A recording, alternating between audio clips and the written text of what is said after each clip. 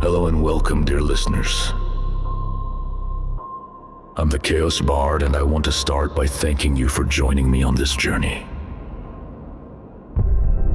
If you haven't listened to episode 1 yet, I recommend starting there. It's about the atmosphere before the sky fell, the tension, the delusion, the denial. And now, I'll take you to the exact moment it all became real. Let's dive into the chaos together.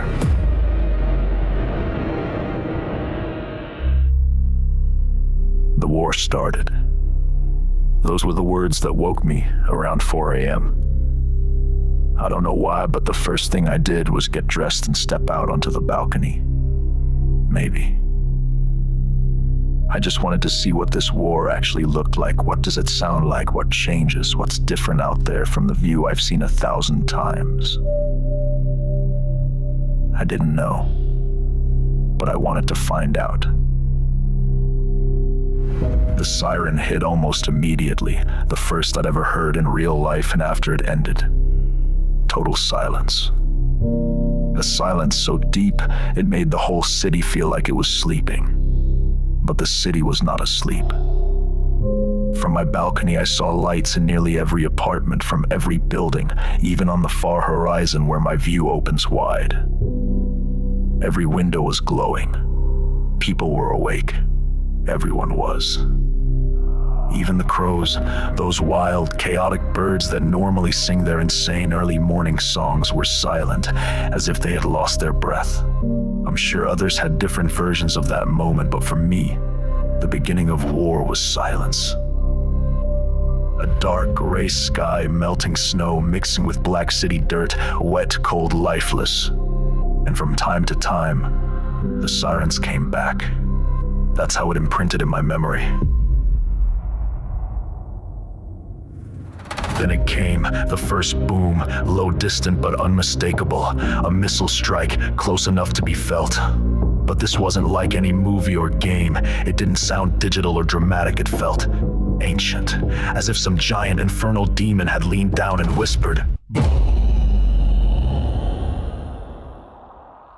A sound with no end, a vibration that passed through every wall and every cell, that spoke to me without words. That first boom sounded like the gate of hell had opened.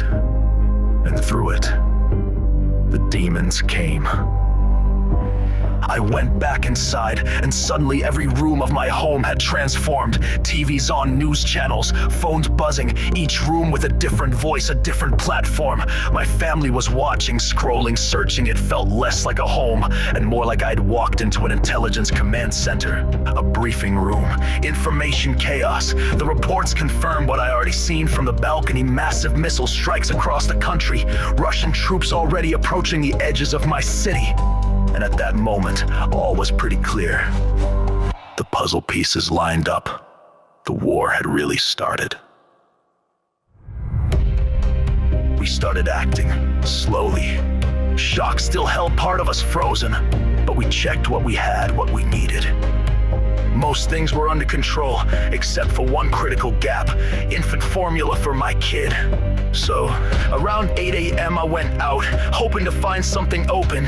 Almost everything was closed, but a few pharmacies were working. The city looked the same, but it wasn't. No people at bus stops, no morning traffic, no coffee, no kids, no work, no school. Nothing normal, only long lines to ATMs, to pharmacies, to nowhere. People moved like they were inside a dream, trying to find something that made sense. I stood in line at a pharmacy, listening to people, hoping to catch some useful information. But it wasn't the words that stuck with me, it was their eyes. Some tried to smile, some even cracked a joke, but their eyes gave them away. So many eyes showed the same thing. Fear and despair. And then, the moment I'll never forget. A young woman behind the counter, hands trembling, eyes shiny with tears, voice shaking. She hadn't followed the news. She hadn't even had a chance. She was just serving people nonstop since morning. And between each customer, she asked, "What's happening? Do you know the latest? Are we safe?" She was scared, alone, and completely unaware of what was really going on. But she stayed. She didn't leave. She didn't panic. She just did her job. And thanks to her, my kid had formula for the first few critical months of war. I don't know her name, but I will always remember her. Some small part of Ukraine's strength and survival belongs to people like her, to that girl in the pharmacy. Little did we know the war had truly come. The sirens cry, the crows fell dumb. Lights in every window, fear behind the glass. A boom from hell, the demons passed. Little did we know what silence would reveal. A girl with shaking hands, a will of steel. No heroes wore a cape that day, just hearts that stayed. And through the ash and cold, we stood, we stayed. Thank you for listening. That was the day the sky fell. In the next episode, I'll talk about what came after. The first week, the decisions we had to make, and how survival became a routine. This is the Chaos Bard, signing off for now.